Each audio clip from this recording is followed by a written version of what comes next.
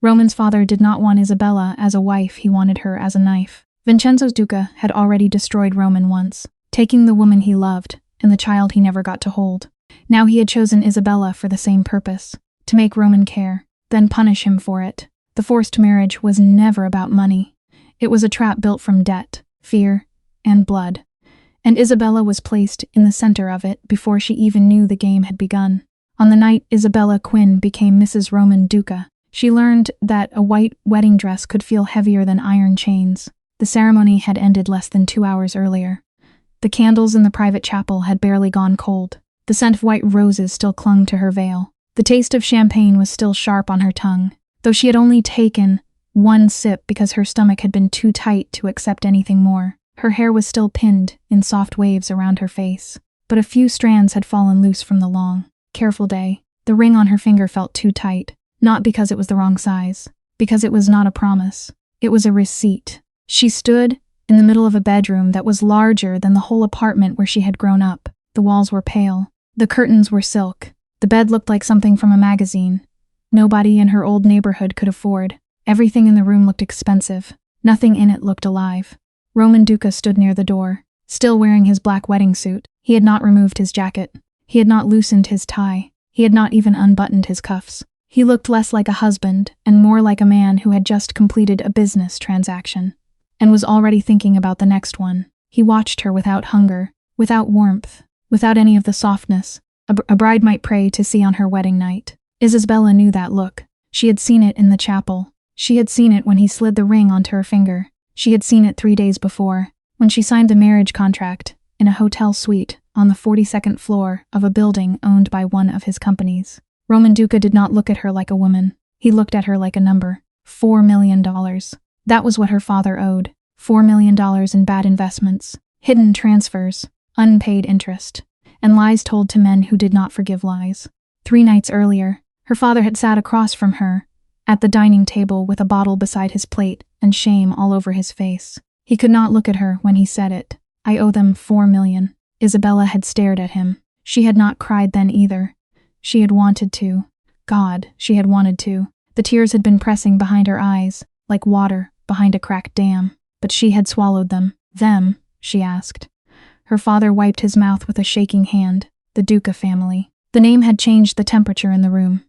Even Daniel, her younger brother, had gone still in the hallway. Everyone in New York knew the Duca name. Even people who pretended they did not. The Ducas owned restaurants, construction companies, port warehouses, private security firms, charity foundations, and half a dozen businesses with clean glass doors and dirty money behind them. Their name appeared on hospital donor walls and court files that disappeared too quickly. People smiled when a Duca entered a room. Then they checked the exits. What happens if you do not pay? Isabella had asked. Her father had covered his face with one trembling hand. He did not answer. He did not need to. Men had already come to the apartment 2 days before. Polite men, well-dressed men, men with expensive watches and quiet voices. They had asked for coffee and refused to sit. One of them had looked at Daniel's medical textbooks stacked beside the couch and smiled like he had seen something touching. A doctor in the family, he had said. That is beautiful. A future like that should be protected. The message had been soft. The threat had not. Pay the debt, or lose the son. So Isabella signed. She signed because Daniel was 22 and wanted to become a surgeon. She signed because her mother had died when Isabella was 16. And after that, Isabella had been the one to raise him through grief, school, hunger, and their father Rain's slow collapse into fear and debt. She signed because sometimes love does not look like a hug. Sometimes love looks like standing still while a knife is lowered, just so someone behind you can keep breathing. But now in the cold bedroom of the Duca mansion, the cost of that choice stood in front of her. Roman took one step closer. Not enough to touch, just enough to make the room feel smaller. Listen carefully, he said. His voice was low, calm that made it worse. You are my wife on paper. That is all you will ever be. You will live in this house. You will attend the events I require. You will smile when people are watching. You will not enter my bedroom. You will not ask about my business. You will not contact your brother without approval. You will not leave the city without permission. And you will not mistake this arrangement for affection. Isabella felt something inside her tighten. Her fear was real. Her anger was real too. She kept both behind her teeth. Roman's eyes moved over her face, as if he was waiting for the crack, waiting for the tears, waiting to confirm whatever report he had been given about her. Quiet, soft, easy to manage. She had learned early that men were dangerous when they believed a woman would stay small for them. Her mother used to say that. Her mother had said many things Isabella did not understand until after she died. Do not confuse silence with weakness. Izzy. Sometimes silence is just where a woman keeps her strength until she needs it. Roman leaned closer, his mouth near her ear. You mean nothing to me. Isabella, do you understand? Nothing. You are a debt being paid. Do not forget that. The word landed like a blade. Nothing. She saw Daniel's face the night before the wedding. He had stood in her bedroom doorway, unshaven, eyes red, shaking like a child. Izzy, we can run, he had whispered. I have a friend in Chicago. We can leave tonight. She had taken his face in both hands and made him look at her. You are going to finish school, she told him. You are going to become the best doctor that hospital has ever seen. You are going to live, Daniel. And every good thing that happens to you, every life you save, every morning you wake up free, you will remember that I did not do this for nothing. He had cried.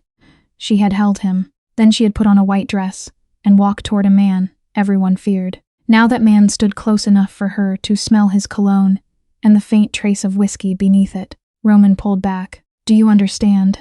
Isabella lifted her chin. She thought of her mother, who had worked 2 jobs and still found time to tell her daughter that dignity was not something rich men handed out. It was something you kept, even when they tried to price it. Isabella swallowed the hurt. She locked her jaw. I understand perfectly, Mr. Duca. Something moved in his face. Not regret, not kindness. Surprise, maybe. Small and quickly buried. He turned away first. Good night, Mrs. Duca. The door closed behind him with a soft, expensive click. Isabella stood still and counted to 20. 1, 2, 3. She listened to his footsteps fade down the hall. 10. 11. Her chest burned. 19, 20. Only then did she sit on the edge of the bed and let herself cry. Quietly, not because she was weak, because she had been strong too long. She cried for the life she had signed away. She cried for the girl she had been that morning, the girl who still belonged to herself. She cried for her brother, alive because she had become someone's property. Then she stood. She went to the bathroom and washed her face with cold water until her eyes stopped burning. In the mirror, she looked pale, young, angry, but not broken. Okay, she whispered. Okay, it was not comfort. It was an order. She went back into the bedroom, unzipped the wedding dress, and let it fall to the floor. She stepped out of it and did not pick it up. Let it lie there. Let the woman who had worn it lie there too, across the mansion, far down the west hallway. Roman Duca sat alone in a dark room with a glass of whiskey beside his hand. In his other hand, he held a photograph of a woman in a red dress. She was smiling at whoever had taken the picture. One hand rested over the small curve of her pregnant belly. Roman's son stared at the image until his face lost the coldness it wore for the world. Then he turned the photograph face down and closed his eyes. Forgive me, Caroline, he whispered. No one heard him. Not Isabella. Not Marta, the housekeeper who had served the Duca home for 11 years. Not the guards at the gates. And maybe that was the saddest truth about Roman Duca. He had built a life where even grief had to hide. The next morning, Isabella woke before sunrise. For one beautiful second, she forgot where she was. Then she saw the high white ceiling, the unfamiliar walls, the wedding dress still lying on the floor like a body, and memory returned. Roman's voice. You mean nothing to me. She got out of bed. She put on jeans, a cream sweater, and no makeup. If Roman Duca expected a trembling bride at his breakfast table, he was about to be disappointed. The dining room was long and formal, with one place set at the head of the table and another 6 chairs away. A woman in a black uniform poured coffee. She had kind eyes and a careful mouth. Good morning, Mrs. Duca. Good morning, Isabella said. Marta. Right. The woman blinked, surprised. Yes, Maham. Where is my husband? Mr. Duca takes breakfast in his study.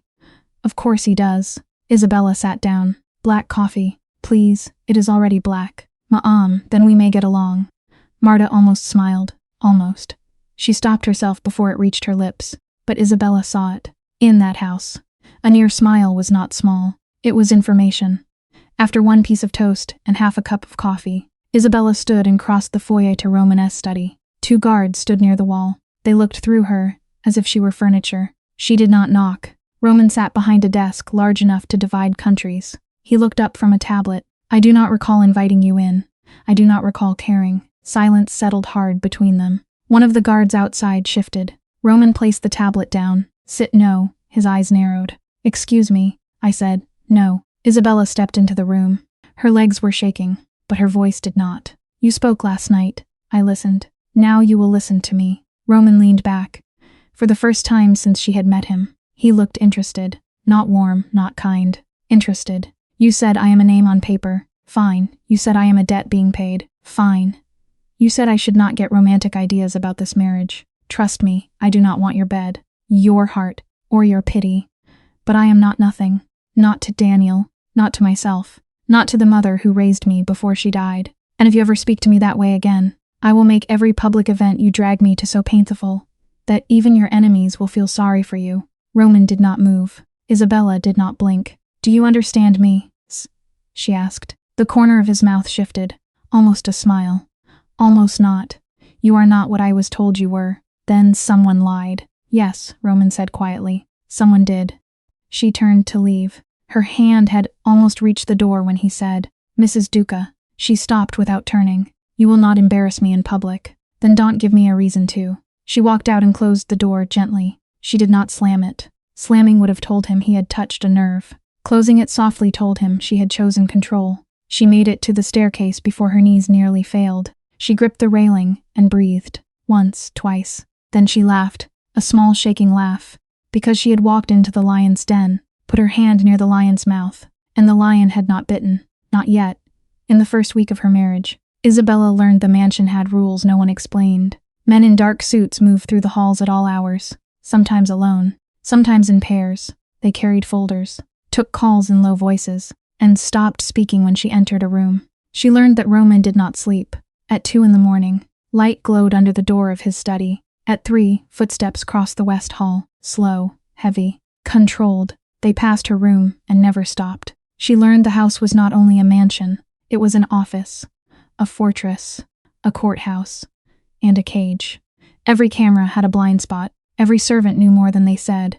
Every door had a purpose. The third thing she learned was the most important. There was one room at the end of the west hallway that was always locked. She found it on the 4th day, while pretending to explore. It looked ordinary, which made it worse. Dark wood, old brass lock, no guard, no sign. Just a door the whole house seemed to avoid. She tried the handle. It did not turn. Mrs. Duca. Marta's voice came from behind her. Isabella turned. The older woman stood at the end of the hall with folded linens in her arms and fear on her face. Not annoyance. Not disapproval. Fear. You should not be here. Ma'am. Why? Marta looked at the door as if it could hear them. Mr. Duca's instructions. What is inside? I don't know. You don't know. Or you want to say. Marta's hands tightened around the linens. Please come away from the door. That please did something to Isabella. It was not servant politeness. It was warning. Isabella stepped back. All right. They walked toward the stairs in silence. Halfway there, Marta said, so softly Isabella nearly missed it. He goes in there on Sundays. Isabella stopped. Roman. Marta did not correct her for using his first name. Every Sunday. 1 hour. Sometimes 2. No one goes in. Not me. Not anyone. How long have you worked here? 11 years. And you have never been inside. Marta shook her head. Whatever is in that room. Ma'am, it is the only thing in this house he loves. The only thing he loves. Isabella carried that sentence back to her bedroom, like a stone in her pocket.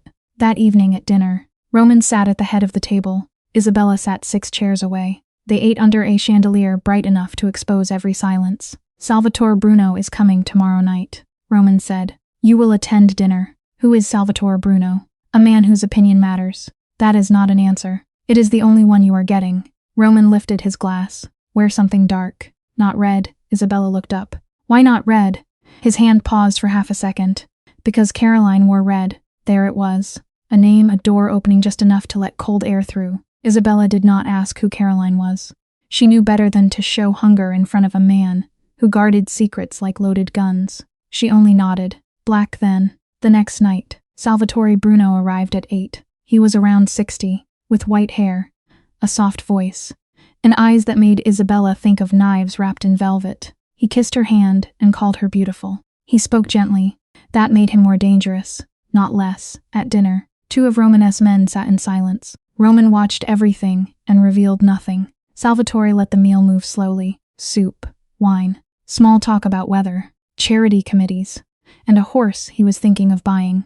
Then he turned to Isabella, as if the question had only just occurred to him. Tell me, Mrs. Duca, how did you meet our Roman? Every fork at the table stopped. Roman did not look at her. He did not help. He did not warn her. The test had arrived, and she understood at once that this dinner was not dinner. It was inspection. If she failed, someone might die. Maybe her. Maybe Roman.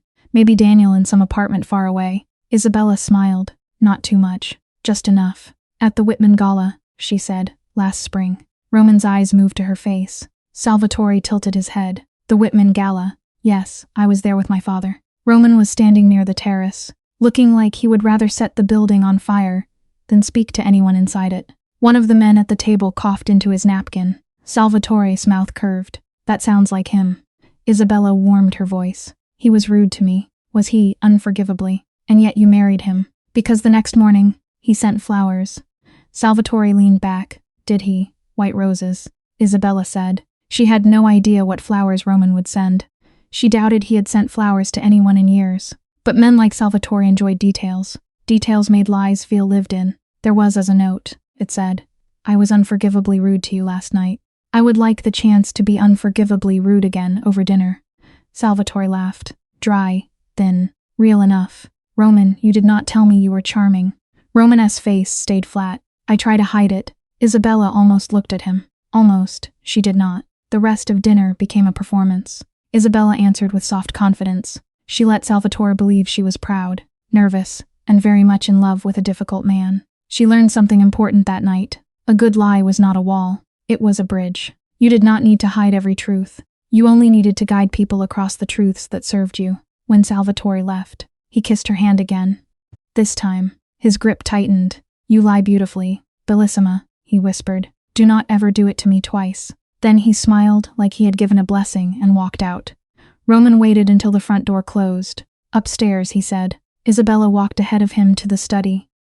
When the door closed behind them, she expected anger. Instead, Roman stood there looking at her, as if she had changed shape in front of him. The Whitman Gala, he asked. It was the first thing that came to mind. Salvatore knows the guest list. Then he was kind enough not to mention it. Salvatore is not kind. Then I got lucky. No, Roman stepped closer. You read him. You saw what he wanted.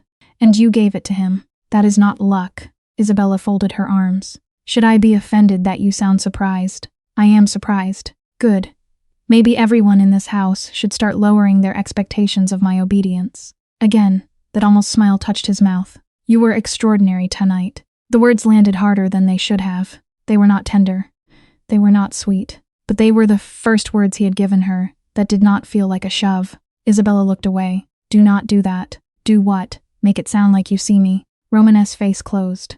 I see more than you think. Then maybe try seeing before you wound people. She regretted it the moment she said it. Because something passed over him. Fast. Pain. Maybe memory. Maybe. He turned to the window. Good night, Mrs. Duca. She left with her heart unsettled. In her room, she sat on the bed in her black dress and pressed both hands flat against her chest. You were extraordinary tonight. She'd told herself it meant nothing. He meant nothing. She was a debt. He was a jailer. But somewhere in the West Wing, there was a locked room. Somewhere in Roman Duca's mouth, there was a dead woman's name. And somewhere inside Isabella, against her will, curiosity had begun to soften into something more dangerous. That night she dreamed of a red dress floating on black water. She woke before dawn with a taste of fear in her mouth, and the strange certainty that Caroline was not just a memory in this house. She was a warning. Over the next days, Isabella began to move through the mansion differently, not as a lost bride, as a student. She learned where the guards stood when Roman was home, and where they stood when he was gone. She learned that the east staircase creaked on the 4th step, but the back staircase did not. She learned that the kitchen staff knew everything before the men in suits did, because men who believed themselves powerful never looked at women carrying trays. She learned that one driver smoked behind the garages every afternoon at 4. She learned that Roman took calls from a blocked number twice that week, and after each call, he washed his hands, even though he had touched nothing dirty. On Thursday, a red envelope arrived with no return address. Marta found it on the silver tray by the door and went pale. Isabella noticed. "Is it for me?" she asked. Marta hesitated. "No, ma'am. For Mr. Duca." Roman came down the stairs at that moment. He took one look at the envelope, and the room changed. No one spoke. The guard seemed to breathe more quietly. He opened it with a knife from his pocket. Inside was a single photograph. Isabella only saw it for a second before Roman folded it into his fist. But 1 second was enough. Daniel. Walking across the campus courtyard with a backpack over one shoulder, Roman looked at Isabella. Not cold now, not cruel, afraid. Then the mask returned. "Leave us," he told Marta. Marta left. The guards stayed. Roman turned to Isabella in front of them and said, "Your brother should be careful where he walks." The words sounded like a threat. They were not. Isabella understood the performance. Still, it hurt. It had to hurt. She lifted her chin and answered just as coldly. "Perhaps family should stop sending photographers after children." One of the guards looked down. Roman's eyes flashed. "Do not test me, then do not test my patience." She walked away before her face could break. In her room, she pressed both hands over her mouth and shook without making sound. That was the first time she understood that danger did not arrive, only in dramatic moments. Sometimes it arrived as a photograph. Sometimes it arrived in a red envelope. Sometimes it arrived as proof that the people you loved could be reached. Later that night, when the hall was dark and the house had settled into its guarded silence, she found a small note slipped under her door. Roman's handwriting.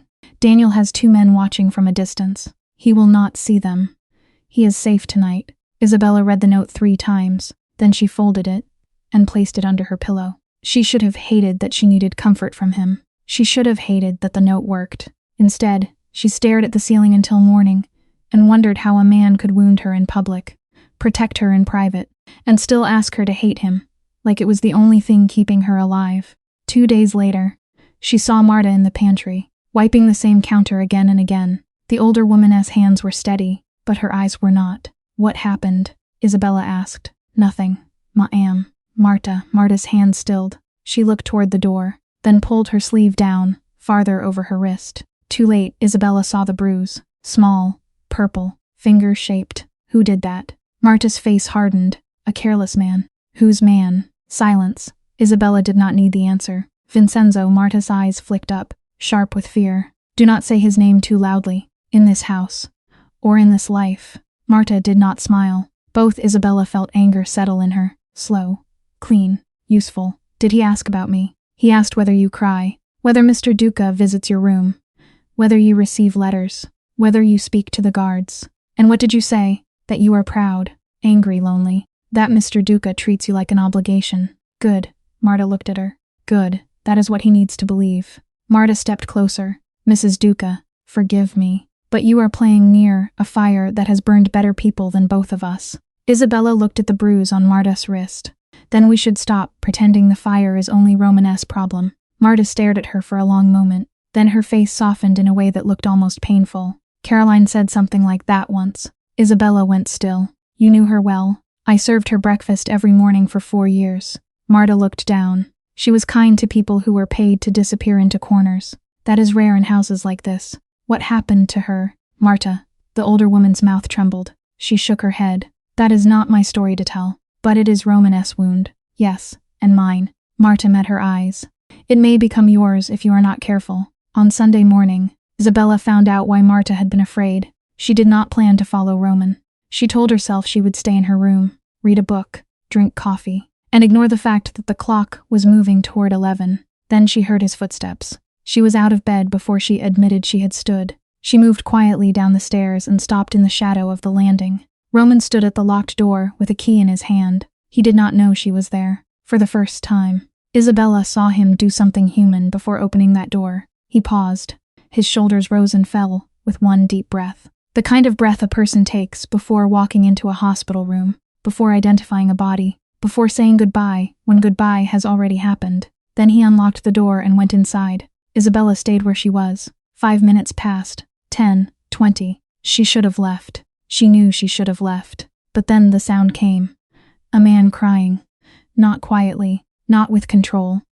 Not the careful tears of someone who still cared how grief looked. This was grief without pride. Grief from the ribs. Grief that sounded like it had waited all week behind a locked door and could finally fall to its knees. Isabella's hand covered her mouth. Roman Duca, the man who had told her she meant nothing, was behind that door crying like a man who had lost everything and never been allowed to say so. She backed away slowly at first, then faster. She reached her room, shut the door, and sank to the floor. "No," she whispered. "No, Isabella, do not." Because it was easier to hate a monster. It was cleaner, safer. It was almost comforting to believe cruelty came from emptiness. But what if Roman was not empty? What if he was full of something so broken that it had turned sharp? That night at dinner, she could not look at him. Roman noticed. Of course he noticed. "You are not eating." "I am not hungry." "You have not been hungry for days." "Have you been counting?" "Marta has." "Marta is kind. Marta is nosy. It is why I keep her silence." Isabella looked down at her plate. Her fork lay beside untouched fish. "I heard you," she said. Roman went still. "What? This morning?" "In that room." His hand closed around the stem of his wine glass. For one terrible second, she thought the glass might break. His face did not change, but his eyes did. Shame entered them before anger. That hurt her more than anger would have. "Get out," he said. "Roman, get out." She got out. She went upstairs and stood inside her bedroom, with her back to the door, breathing as if she had run miles. She had said his name. Not Mr. Duca, Roman. She had named the cat, as her mother would have said. And the trouble with naming something was that after that, it could find its way home. At 3 a.m, there was a knock at her door, soft, careful. Not a command. Isabella woke at once. "Yes, it is me." Roman stood in the hallway with a bottle of whiskey and 2 glasses. His shirt sleeves were rolled to his elbows. His tie was gone. He looked tired enough to be ill. Not drunk, not quite, but loosened at the edges. "Can I come in?" "You already are in." He looked down, as if realizing he had crossed the threshold. "Yes, it is 3 a.m. "I know, then what are you doing here?" He did not answer. He went to the chair by the window and sat. The room was dim, lit only by the hallway behind him. He poured 2 glasses and held one out. "Drink with me." "No, please, sweet." That word stopped her. Please. She had never heard it from him. Not to her. Not to anyone. Isabella got out of bed, wrapped her robe around herself, and took the glass. She did not drink. She sat on the edge of the bed. "Talk," she said. "I don't know how. Try." He looked at the whiskey for a long time. "Her name was Caroline." "I know the name. She was my wife." Isabella said nothing. Roman's voice stayed even. Too even. "We were married 4 years. She was pregnant when she died. 4 months. Isabella's fingers tightened around the glass. "How my father sent men to our house." Roman stared at the floor. "They were looking for me. I was not home. Caroline was." The words came slowly, not because he did not know them, because each one cost something. "I had told him I wanted out. I told him my child would not be born into this. Caroline wanted a normal life. A small house. A dog, Sunday mornings where no one called at dawn with bad news. I thought I could give her that." He laughed once. No humor in it. "I was very young for a man who had already done terrible things." Isabella set her glass on the nightstand. "Your father had her taken. He sent men to scare me, to remind me that no one leaves the Duca family. They were supposed to take her, use her, trade her back for my obedience." His voice cracked on the next sentence. "Just once." She fought. Isabella closed her eyes. "Roman." One of them panicked. She fell. The baby. He stopped. He did not need to finish. The room went quiet. Outside, the house slept. Inside that bedroom, something old and buried had opened. "Your father did that to his own son?" Isabella asked. Roman looked up. His eyes were dry. "My father does not have sons. He has assets." There it was. The lesson underneath the blood. People become dangerous when they forget other people are human. A father who sees a son as property. A husband who calls a wife a debt. A family that treats love as leverage. Isabella felt a cold anger settle in her chest. Not wild, not loud. Clean. "Why did you stay?" she asked. "Because the only way to destroy the man who killed my wife was to become strong enough that he could no longer destroy me first." "And did you?" "Not yet." Roman leaned back. He looked older in the dark. "My father chose you." Isabella's breath caught. "What? Your father did not owe me 4 million. He owed Vincenzo Duca. My father the debt before I knew your name. By the time I found out, the contract was already in motion. If I refused, Daniel would die. Then you." Isabella stared at him. The floor seemed to tilt. "You did not choose me." "No." Then why? She stopped. The answer was already forming, and it made her sick. "He put me here to use against you." Roman nodded once. "Yes, I am the knife." Yes, and on our wedding night, you knew, yes. The pain that moved through her then was strange, not softer than before, different. Roman had been cruel. That did not disappear. His words had cut her. His coldness had humiliated her. But now the cruelty had context.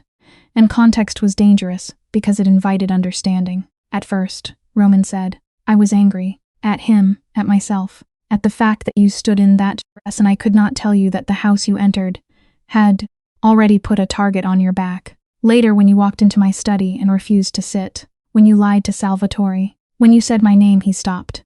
His hand tightened around the glass. Later, I was cruel, because I needed everyone to believe you meant nothing to me, including me, especially you. Why? Because if you believed it, you could act it. If you hated me, you could survive. Isabella looked at him. Really looked. Not at the suit, not at the name, not at the man people whispered about. At the human being underneath all of it. Exhausted by fear, grief, guilt, and responsibility. And if I stop hating you? She asked. Romanes's face changed. Not much, enough. Then you die. He said it simply. No drama, no threat, just fact. If my father believes I care about you, he will do to you what he did to Caroline. Maybe worse. Because this time he will want me to watch.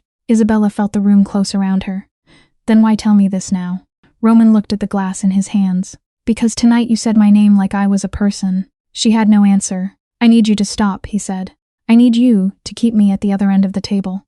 I need you to glare when I speak. I need you to let this house believe you despise me. I am asking you, Isabella, please. The word please again, softer this time, more broken. She wanted to say she could do it. She wanted to say she still hated him. But truth had entered the room, and truth changed the air. I will try, she said. No, you must do more than try. Then yes, she whispered. I will hate you, Mr. Duca. It came out unsteady. He heard it. He closed his eyes. Thank you. He stood at the door. He stopped without turning. You are not nothing, Isabella. You have not been nothing since the morning. You walked into my study and told me you would not sit down. Then he left. Isabella sat in the dark with an untouched glass of whiskey beside her and understood the danger had changed. Before, Roman was her enemy. Now he was worse. He was a wounded man she could understand. And understanding, in that house, might be the deadliest feeling of all. For the next 2 weeks, Isabella performed hatred like it was a language she had learned as a child. At breakfast, she did not look at Roman. At dinner, she answered in short, cold sentences. In the hallway, when they passed each other, she gave him the same distant nod he gave her. The men in dark suits saw a bitter wife. Marta saw more. Marta always saw more. She would pour coffee and glance once at Isabella with hands, then at Roman's untouched plate, then back at the door. Saying nothing, silence can be loyalty too. Isabella learned that from her. The performance worked, at least for a while. Roman stopped looking at Isabella when others were in the room. He spoke to her only when necessary. If anyone was watching, he treated her as a burden. If no one was watching, he avoided her completely. That was worse. Hatred had shape. Avoidance had absence. Isabella began to notice his absence everywhere. In the library, where she sat with a book open and unread, because the wall behind the shelves shared a thin line with his study, and she could hear the low murmur of his phone calls. In the garden, where the gravel path curved toward the west wing windows, and sometimes she saw his shadow pass behind the curtains. In the dining room, where 6 chairs between them felt less like distance, and more like a wound they were both pretending not to feel. She told herself she was not falling for him. Falling sounded too soft. Too pretty. This was not that. This was being pulled toward a locked door, after hearing grief behind it. This was wanting to touch a scar, and being afraid the person wearing it might bleed. This was anger, pity, fear, and something warmer, all tangled so tightly, she could no longer separate them. On the 10th day, the phone call came. Marta brought the house phone to Isabella in the garden. Her face was calm, but her fingers were too tight around the handset. For you, ma'am. Isabella frowned. Who is it? He did not say, but I think Marta lowered her voice. I think it may be your brother. The number is strange. Isabella took the phone. Hello, Izzy. Daniel's voice was wrong, thin, pressed flat by fear. Isabella stood at once. Danny, where are you? I don't have much time. I am at a payphone. A payphone. Why, Dad is gone. The garden shifted around her. What do you mean gone? He has not been home in 3 days. 2 men came to the apartment yesterday. They said they were from a bank, but they were not from a bank. Izzy, I could tell. They asked where Dad was. I said I didn't know. Before they left, one of them told me Daniel's voice broke. He told me to say hello to my sister. Isabella's blood went cold. Listen to me carefully. Where are you right now? A gas station on 9th and Park. Stay there. Do not go home. Do not talk to anyone. Do not get into any car unless I tell you who is driving. Izzy, what is happening? Stay there. Daniel. She hung up. She wanted to run. Every cell in her body wanted to run into the house, screaming Roman's name. She did not. There were eyes in that house. There were always eyes. A woman running across a lawn would be reported by sunset. So Isabella walked, slow, controlled. Her hands did not shake until she reached the hallway outside Roman's study. 2 men stood inside with him. She could hear their voices through the door. Marta appeared near the stairs. Mrs. Duca. Isabella turned. Get them out. Marta hesitated. Ma'am, the men in his study. Get them out now. I cannot, Marta. Isabella's voice dropped. My brother is in danger. That changed everything. Marta's face hardened in a way Isabella had never seen. 3 minutes, she said. It took less. The door opened. 2 men in dark suits walked out, annoyed and silent. Roman stood by the window when Isabella entered. I told you not to come into this room uninvited, Daniel called. Roman turned. The mask fell so quickly it almost hurt to see. Cold husband gone. Mafia boss gone. Only a man alert to danger remained. What did he say? My father is missing. 3 days. Men came to Daniel's apartment. One told him to say hello to me. Roman swore under his breath in Italian. Where is Daniel now? Gas station. 9th and Park. Roman moved to the door. Marta, she was already there. Sir, get Tommaso. Back gate. 90 seconds. Renzo goes with him. Tell Renzo, the boy will recognize him from the wedding. He says nothing in the car. Nothing. He brings Daniel here through the back. Now Marta left. Roman turned back to Isabella. Sit, Roman, sit before you fall. She sat because he was right. Her legs had gone numb. He poured amber liquid into a glass and pressed it into her hand. Drink, I don't tea now. She drank. It burned all the way down and gave her body something to do, besides panic. Roman crouched in front of her, close enough that she could see the exhaustion around his eyes. Listen to me. Daniel will be here in less than an hour. Nothing happens to him under this roof. Do you understand? Isabella nodded. Say it. Nothing happens to him under this roof. Good. He stayed crouched, his hands resting on his knees. Now I need to tell you something, and I need you to hear it, even if it hurts. Tell me your father's debt was not a simple debt. He had been carrying money for my father through a restaurant investment. He lost some of it, borrowed against the rest, hid it. Then he panicked and signed papers he did not understand. By the time my father bought control of that debt, your family was already trapped. Isabella closed her eyes. Her father had been weak enough to sell her, but weakness and malice were different things. That was another hard lesson. Some people hurt you because they are cruel. Others hurt you because they are cowardly. The wound can feel the same, but the healing is not. Where is my father? I don't know yet. Is he alive? Roman did not lie. She respected him for that, even as it frightened her. I don't know. Isabella pressed the glass between both hands. Why now? Why threaten Daniel now? Roman's jaw tightened. Because my father is testing me. He has watched us for weeks. Salvatore reported back after dinner. Marta has likely been questioned by someone outside the house. Maybe one of the drivers. Maybe a guard. Vincenzo knows the marriage is not what he intended. He does not know why yet. What did he intend? A weapon, me. Yes. Roman stood and walked to the window, then turned back. He put you here so that one day, when I moved against him, he could hurt you and remind me that no one I care for survives my disobedience. But if you were cruel to me, he would think I didn't matter. That was the plan. And now, Roman looked at her. Now he suspects the plan may be failing. Isabella laughed once. It came out dry and strange. So I am still a debt. Still a weapon. Still something men are passing across tables. Roman stepped closer. No, you were used as a weapon. That does not make you one. There is a difference. She looked up at him then, and something inside her steadied. Then let me choose what I become. He understood too fast. No, you don't know what I'm going to say. Yes, I do. Roman, no. The door opened before the argument could grow. Marta entered. The car has left. Sir. Good. And Mr. Duca, she glanced at Isabella, then back at Roman. There is a delivery at the front gate. For Mrs. Duca. Roman went still. What delivery? Flowers. Isabella felt the room go colder. Roman's face changed in a way that made Marta lower her eyes. Color? He asked. Marta swallowed. Red. Roman walked out so fast Isabella barely had time to follow. In the front foyer, a large arrangement of red roses sat on the marble table, beautiful, violent in their brightness. A card rested in the center. Roman picked it up with 2 fingers. Isabella saw the words before he turned it over. Welcome home, daughter, V. The house seemed to hold its breath. Roman crushed the card in his fist.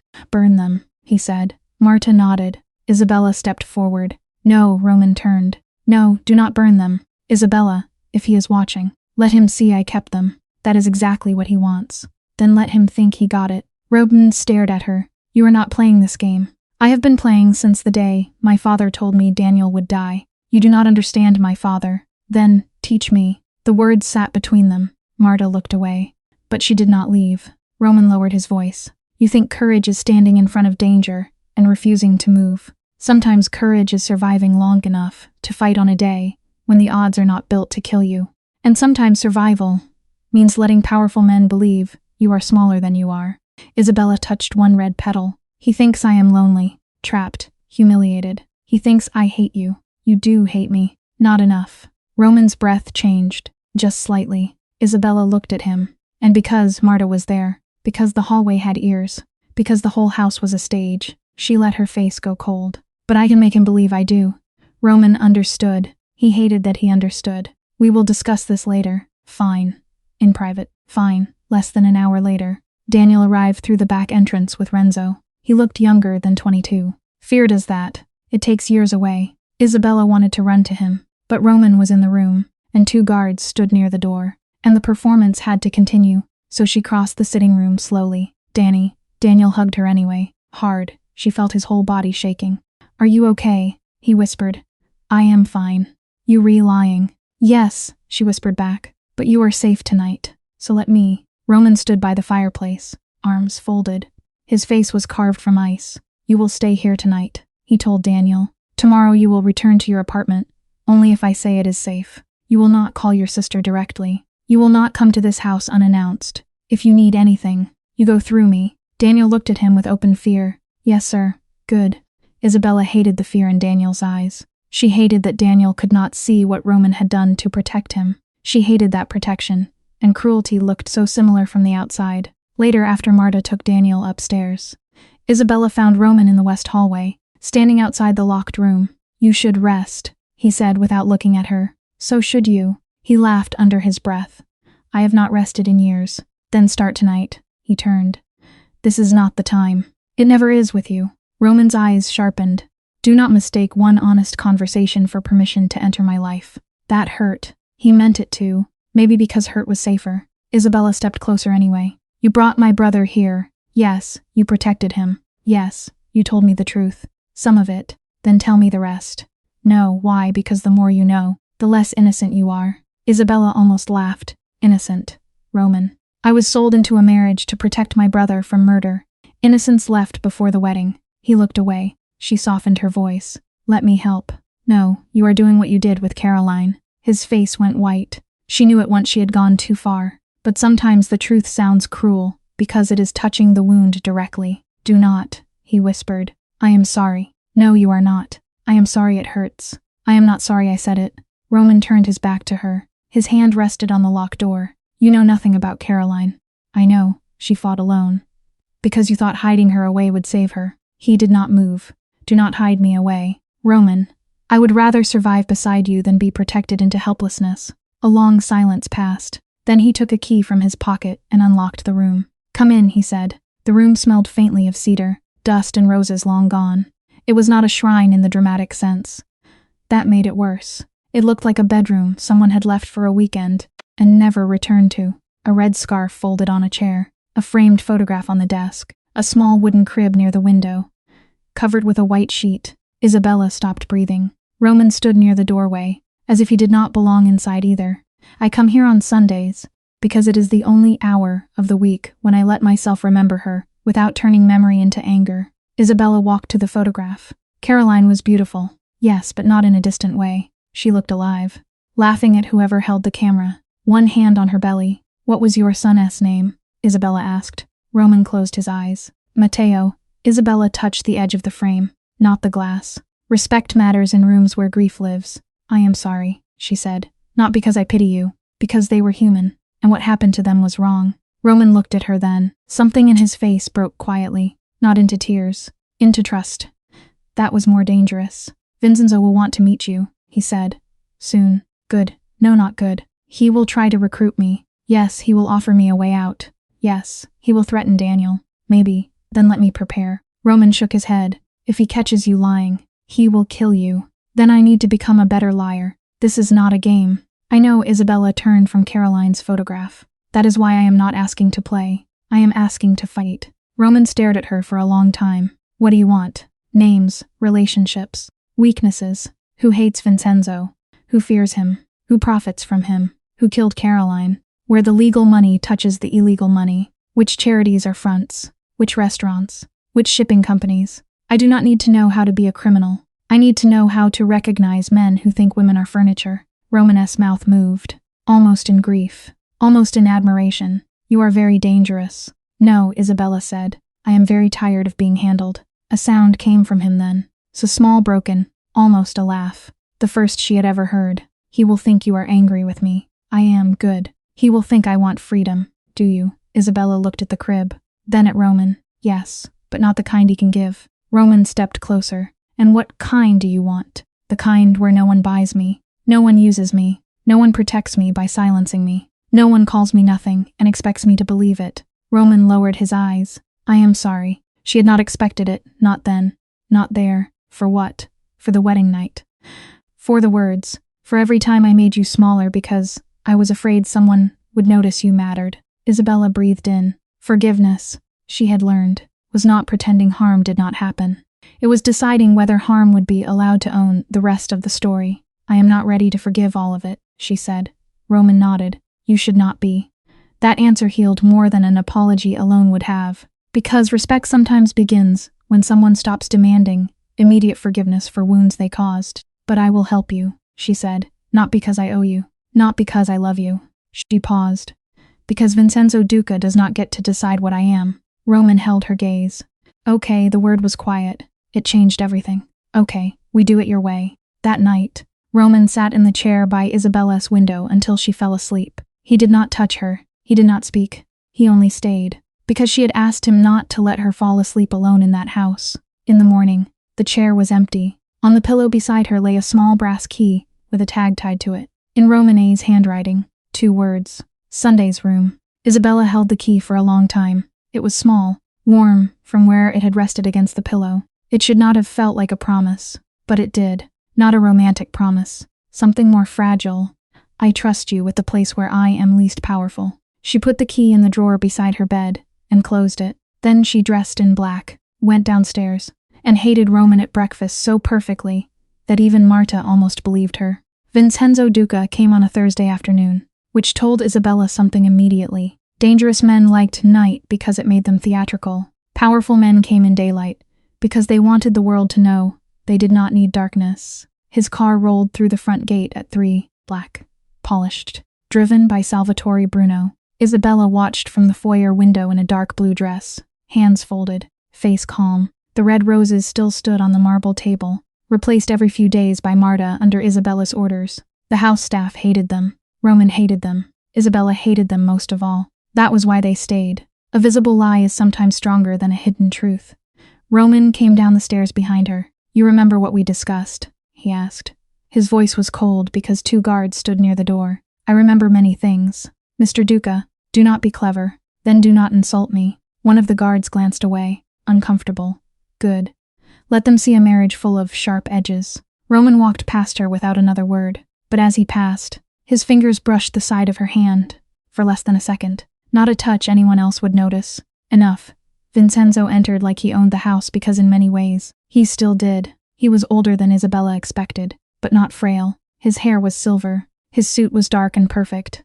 His face carried the calm of a man who had sensed Spinel's life being obeyed. He opened his arms. My daughter. Isabella let him kiss both cheeks. He smelled of cigars, expensive soap, and cold air. Sir, so formal. We have not met. His smile widened. Honest.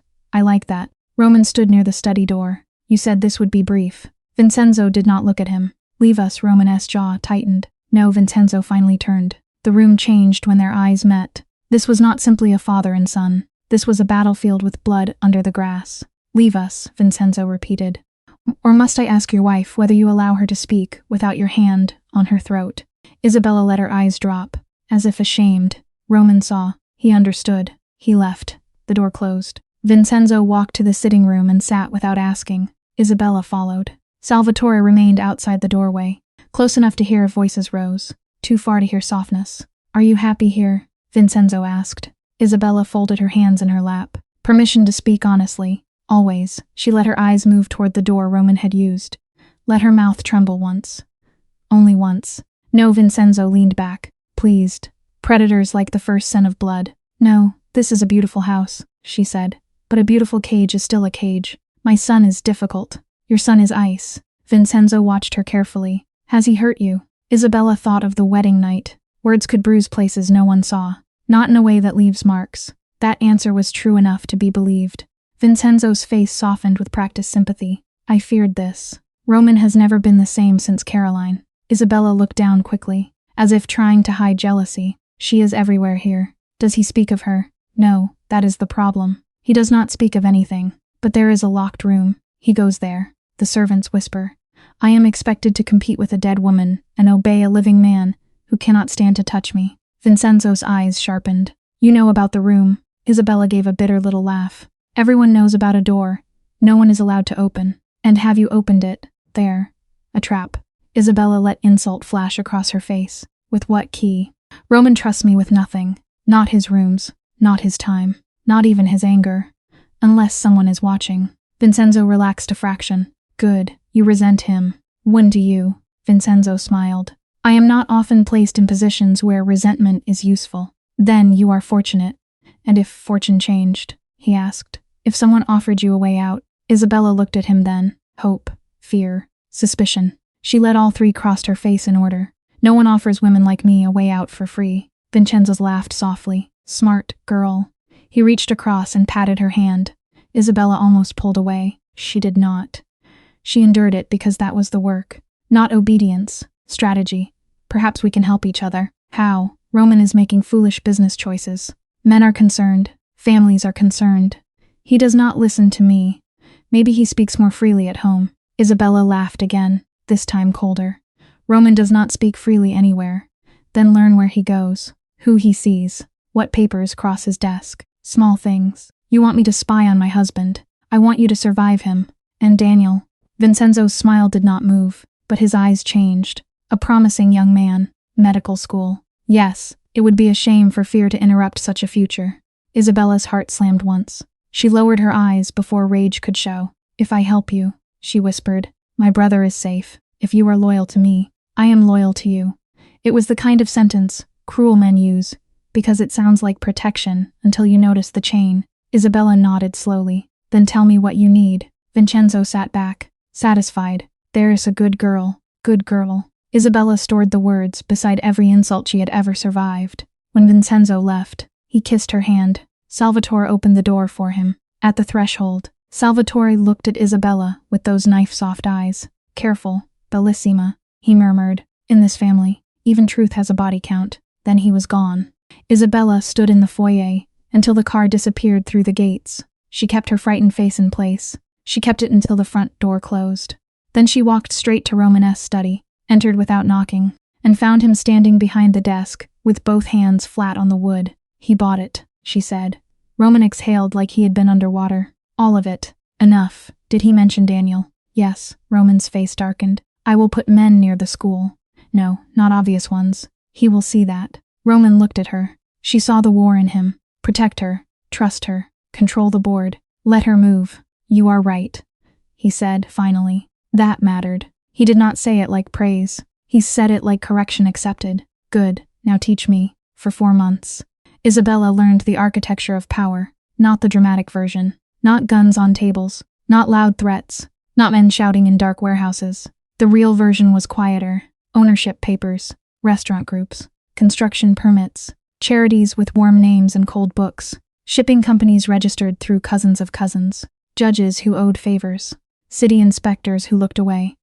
Businessmen who pretended not to know where their clean profits had been washed before they reached them. Roman did not teach her how to commit crimes. He taught her how criminals hid behind respectability. That distinction mattered to Isabella. It became part of the value she carried through the story, though she did not yet have words for it.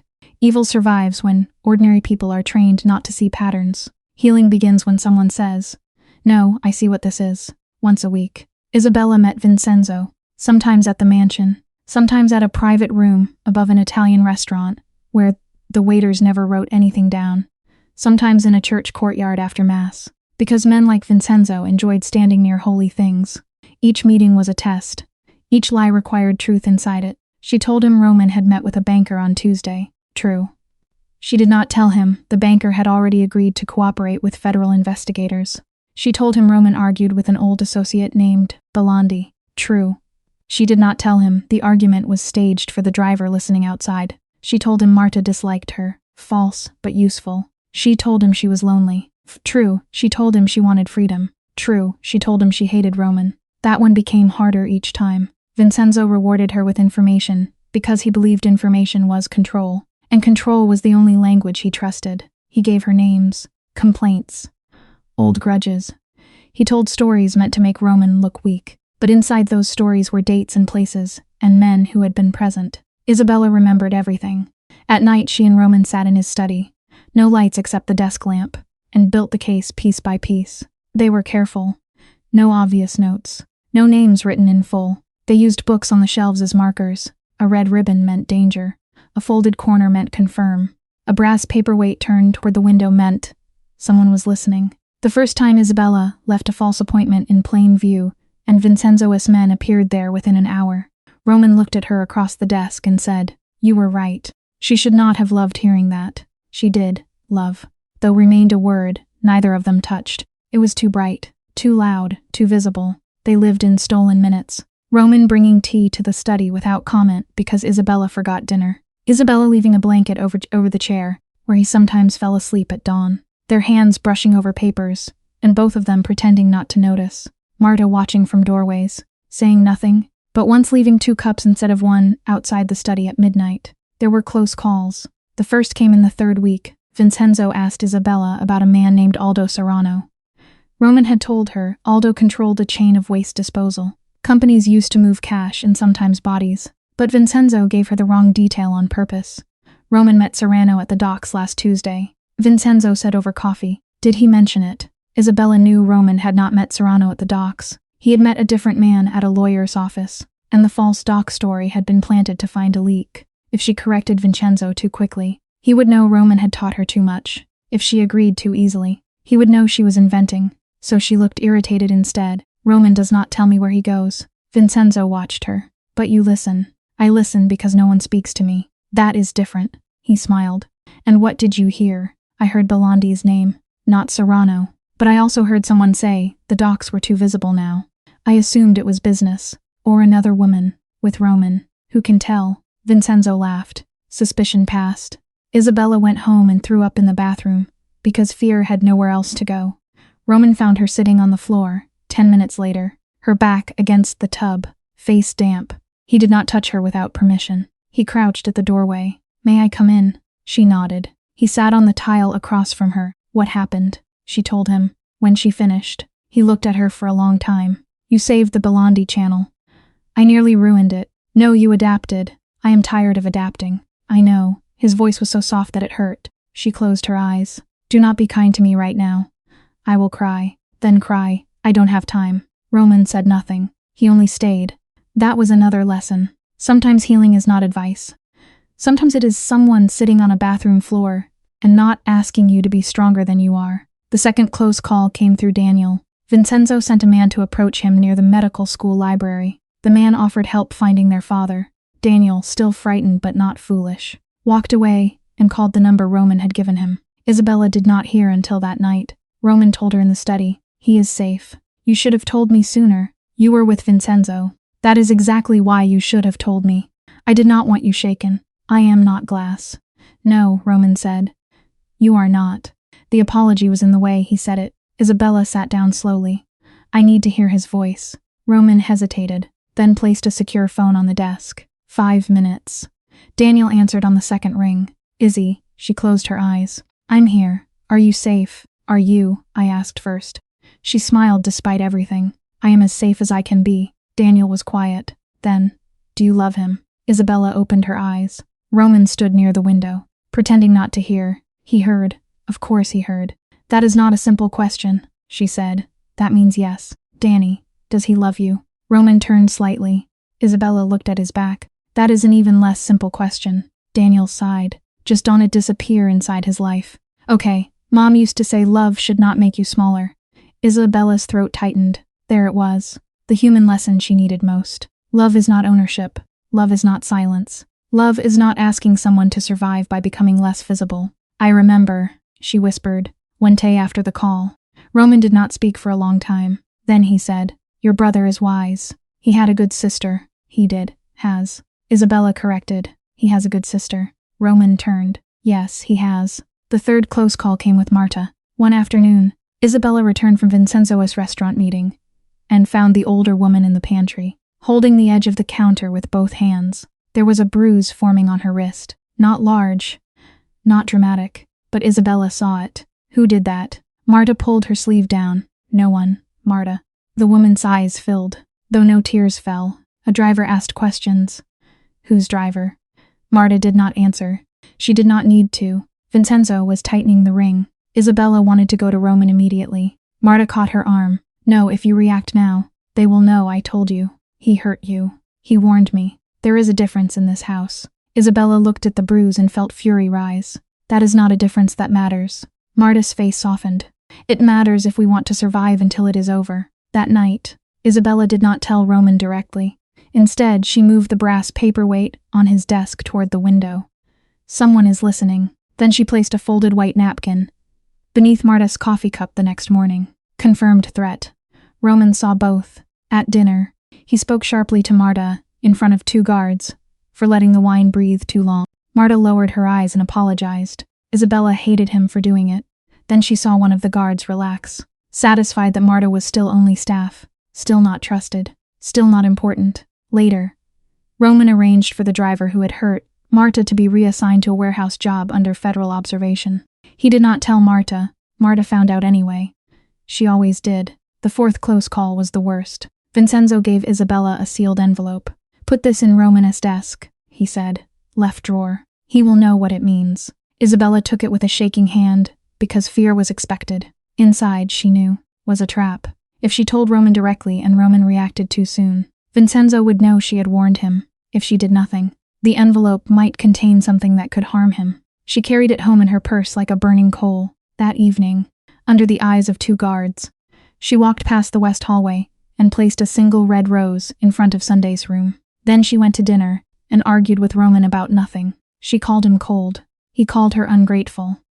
A glass broke. One guard turned his head. Good. Let him report a fight. Later, Roman found the rose. Only he knew what it meant. Caroline had worn red. Red meant the past had entered the room. He waited until midnight, then searched his desk with gloves, found the envelope, and discovered a recording device hidden in the wax seal. The next day, when Vincenzo asked why Roman seemed distracted, Isabella sighed and said, because I finally threw a glass at him. I should have done it weeks ago. Vincenzo laughed until his eyes watered. He believed her, because he wanted. Women were ruled by emotion, not strategy. That was his mistake. Men like Vincenzo often underestimated the intelligence required to survive in rooms built to silence you. There was another test in the 2nd month, one Roman did not see coming. Vincenzo invited Isabella to a charity luncheon at the Duca Foundation. It was held in a bright ballroom filled with donors, judges' wives, hospital board members, and photographers took magazines from magazines that wrote about generosity without asking where money came from. Isabella wore a pale gray dress and pearls. Marta had chosen from the family safe. Too innocent, Isabella had asked. Marta fastened the clasp at the back of her neck. Innocence is a costume men like him trust. At the luncheon, Vincenzo introduced her as my son's beautiful young wife, and placed her beside a woman named Claudia Belandi, whose husband Roman had supposedly insulted in a business dispute. Claudia smiled too widely. Roman must be difficult to live with, she said. Isabella looked down at her untouched salad. Difficult is a polite word. Claudia laughed. You poor thing. Across the room, Vincenzo watched them. Isabella understood. Claudia was another test. Maybe she was loyal to Vincenzo. Maybe she was afraid of him. Maybe both. Isabella let the conversation move. She complained just enough. She let Claudia believe she was lonely. Then Claudia leaned closer and whispered, "If you ever need friends outside that house, I know women who understand dangerous husbands." There it was. A door, a trap, or a rescue. Isabella smiled sadly. "I am not sure friendship can help me." Claudia touched her hand. "Information can." Isabella let fear enter her eyes. "Information can get people killed. So can silence." The sentence stayed with her. That night she told Roman everything. He frowned when he heard Claudia's name. "Her brother disappeared 9 years ago, after crossing my father. Is she with Vincenzo?" "I don't know." "Then maybe she is one of the roots you said we need to cut." Roman looked tired. "Or bait. Everything is bait." "That does not mean you bite everything." "No," Isabella said. "It means I learn which hooks are worth the blood." 2 weeks later, Claudia passed Isabella a napkin in a museum restroom during another charity event. On it was one name, Judge Harrow. Isabella destroyed the napkin, went home, and repeated the name to Roman. Roman did not speak for almost a minute. "Harrow signed the sealed warrants that protected my father's port shipments. Can he be turned?" "Maybe." "Then turn him." "You make it sound simple." "No," Isabella said. "I make it sound necessary." Judge Harrow became the first official brick removed from Vincenzo's wall. He was not noble. He was not brave. He was scared. His son had been arrested on federal drug charges in Boston, and Vincenzo had promised help he had not delivered. Fear had made him corrupt. Fear now made him useful. Isabella learned not to confuse cooperation with redemption. Some people did the right thing only when the wrong thing stopped protecting them. That still mattered. The case grew, slowly, quietly, like roots under concrete. By the 4th month, the evidence was nearly ready. Not for a street war. Roman refused that path. "If we kill him," he told Isabella, "another man becomes him. Maybe worse. If we expose the money, the favors, the network, we cut the roots." It was the most realistic and the most difficult route. It required patience. It required law, leverage, and people brave enough to testify. Roman had been quietly moving assets and protecting families of men willing to cooperate. Isabella had been drawing Vincenzo closer. A federal indictment began forming through lawyers who never met Roman directly, through documents passed through safe channels, through men who finally saw a chance to leave Vincenzo's shadow. There was Belandi, who had lost a brother to Vincenzo's paranoia. There was Aldo Serrano, who feared prison more than death. There was a city inspector who had taken bribes for 12 years and wanted his daughter to never learn why they could afford private school. There was Judge Harrow, whose hands shook when he signed his statement. There was Claudia Belandi, who had spent 9 years smiling beside powerful men while memorizing every name that passed through their mouths. And there was Salvatore Bruno, still unreadable, still smiling softly, still warning Isabella in half-sentences that might mean betrayal or help. Roman did not trust him. Isabella did not either. But she watched him. Salvatore had served Vincenzo for 43 years. That kind of loyalty either became blindness or exhaustion. Isabella began to think his had become the second. One evening, after a meeting in the church courtyard, Salvatore walked her to the car. Rain fell lightly. Vincenzo was speaking to a priest near the steps, performing goodness for anyone watching. Salvatore held the umbrella over Isabella's head. "You are thinner," he said.